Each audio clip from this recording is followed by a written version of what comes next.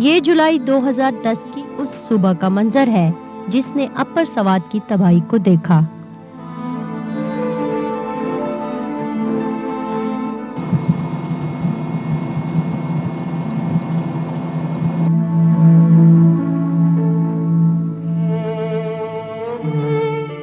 سیلاب جس نے خیبر پختونخوا کی 15 لاکھ آبادی کو بے گھر کر دیا، 1,56,934 گھر صفحہ ہستی سے مٹ گئے، 1,76,272 مکانات متاثر ہوئے اور 1,000 سے زائد لوگ اپنے پیاروں سے چھن گئے۔ اور پھر ایک برس بیت گیا، لیکن ان قیامت خیز شب و روز کے زخم آج بھی تازہ ہیں۔ پتھروں نے میرے ساتھ یہ حق کام کیا۔ ایک دنیا سی تھی، ایک دنیا لٹ گئی ہماری۔ سیلاب آ گیا تو پھر بھی کچھ نہیں ہوا، گھر بھی سارے چلے گئے۔ یہ ٹینشن ہے کہ آج سیلاب آنے والا ہے اور کل آنے والا ہے، لوگ بس یہ چیزیں لوٹ کر لے جا رہے ہیں، کوئی بھی آوازیں بھی دے رہا۔ ان ہولناک راتوں کی کہانیاں، اس کا خون نکل آیا، نک سے خون نکل آیا، بلو سے میں مشہور ہوں۔ اب بھی ان وادیوں میں گونجتی ہیں۔ کہ بلو پاگل ہو گیا، بلو پاگل ہو گیا، پاگل ہو گیا، پاگل ہو گیا، پاگل ہو گیا، بلو پاگل ہو گیا۔ یہ کہانیاں ان پہاڑیوں سے ٹکرا ٹکرا کر پاش پاش ہو جاتی ہیں اور واپس اپنے سنانے والوں کے پاس لوٹ آتی ہیں، کبھی باہر نہیں نکلتی۔ ایسی ہی ایک کہانی ازرق کی بھی ہے۔ سیلاب اتا زمون سڑکونه وران کړو، هم د جنګړې او کورونه وران کړو۔ سیلاب کی تباہکاریوں، احساس زیاں اور ایک انجانے خوف نے معصوم اور حساس عذرا کو شاعرہ بنا دیا۔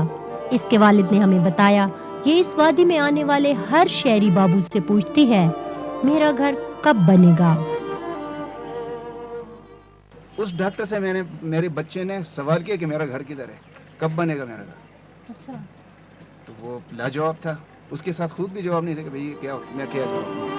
ماہرین نفسیات و سماجیات کے مطابق سیلاب نے تعمیرات، املاک اور کاروبار کو جو نقصان پہنچایا وہ اپنی جگہ، لیکن عسکریت پسندی، آپریشن اور پھر سیلاب نے اپر سوات کے بچوں کو جن نفسیاتی مسائل سے دوچار کیا، اس کی شدت اور سنجیدگی تشویشناک ہے۔ کنفلکٹ کے اثرات ابھی مٹے نہیں تھے، وہ کور نہیں ہوئے تھے کہ فلڈ آ گیا، اور اس سیلاب کی وجہ سے بچوں میں لامتناہی ذہنی امراض اور خدشے ابھر آئے ہیں، جن میں اس کا بھوک کا نہ لگنا، راتوں کو خوابوں میں جاگ کے چیخیں مارنا، زندگی میں دلچسپی نہیں لینا، بیزاری اور تنہائی کے شکار ہونا، ایگریسیو غصے کا پن، جنسی تشدد، جرائم کی طرف اس کی آمادگی، خاندان سے لا تعلقی، معاشرے میں عام روٹین کے لائف سے ہٹ کر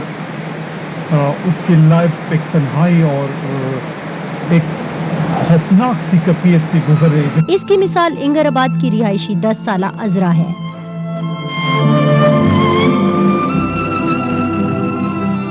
ذہین مگر حد درجہ حساس، عذرا کے دن کا آغاز ایک انجانے خوف سے ہوتا ہے اور رات بھر یہی خوف اسے سونے نہیں دیتا۔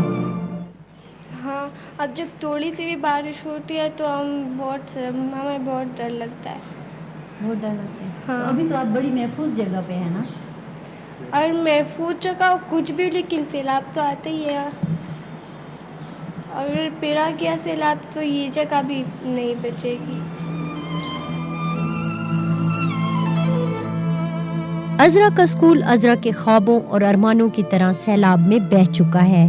نئے اسکول جانے کے لیے اسے میلوں دور کئی پہاڑیوں کو پیدل طے کرنا پڑتا ہے۔ जबकि छुट्टियों की सुबह इसी आरजी पनाहगाह के अंदर अपनों के साथ खेलते गुजरती हैं।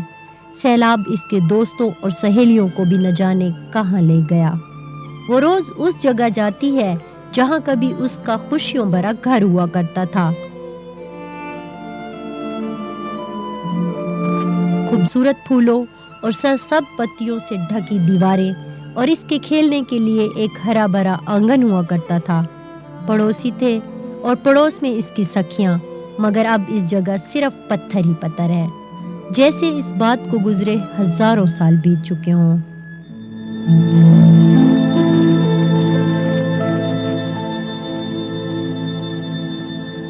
زګری رو رو جماعتونه وران کړو د عمر تنده دی په موږ ماته کړه تا خو زموږ ښکلي سکولونه وران کړو.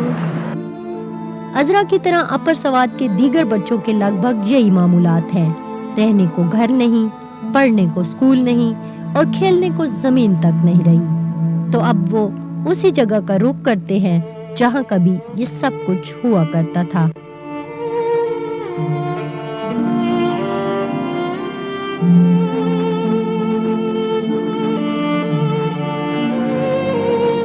ऊंचाई पर दरिया किनारे बैठे दूर से वो दरियाए सवात का नजारा करके ये सोचते हैं न जाने कब ये अजदहा उठे और आनन फानन सब कुछ हड़प कर जाए। अब इन बच्चों की कहानियों के मौजुआत भी बदल गए हैं। अब इनकी बातों और किस्सा कहानियों में सैलाब की तबाकारियों और अपनों से बिछड़ने का जिक्र होता है।